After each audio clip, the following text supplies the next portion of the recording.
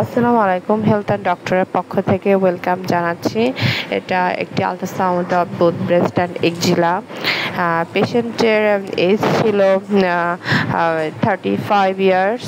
Patient complain করেছে তার একটি নোডুলার মাস লাইক একটা লেশন ছিল, সে বলেছিল একটা সোয়েলিং আছে তার ব্রেস্টে, এবং এটা বেশি দিন হয় না, প্রায় 6 মাসের মতো।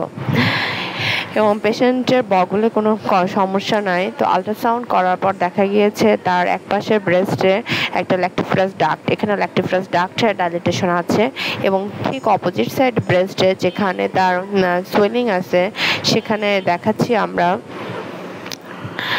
ডাক্ট মেজারমেন্ট হচ্ছে ডাইলেটেশনের। তো যে কোনো বয়সের মেয়েরা, যেটা অল্প বয়স হোক অথবা বেশি বয়স হোক, মাসিকের আগে হোক পরে হোক অথবা মেনোপজ হয়ে গেছে, যে কেউ সব সময় আপনারা প্রতি মাসে একবার নিজের ব্রেস্ট এক্সামিনেশন করবেন। সেলফ ব্রেস্ট এক্সামিনেশন নিজেই করতে পারবেন, এবং অবশ্যই সেটা মাসিকের পরে যে কোনো প্রতি মাসে একবার করে করবেন।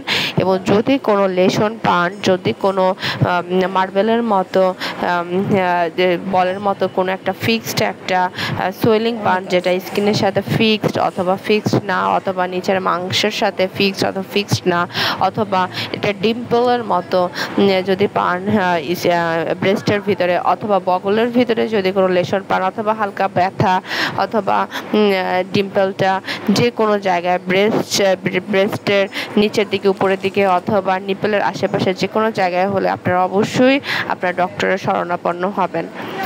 এখানে ব্রেস্টের এই আল্ট্রাসাউন্ডে যেহেতু হলো একপাশে একটা ডাক্ট ডাইলেটেশন ছিল, অপোজিট সাইডে যেখানে তার সোয়েলিং ছিল সেখানে একটা ইরেগুলার, একটা অনিয়মিত একটা মার্জিন, চারপাশটা একটা ইরেগুলার ছিল, এবং একটা হাইপোইকিক একটা লেশনে যে এটি পাওয়া গিয়েছে, এবং পেশেন্টের 4 to 7 o'clock ওয়াইজ।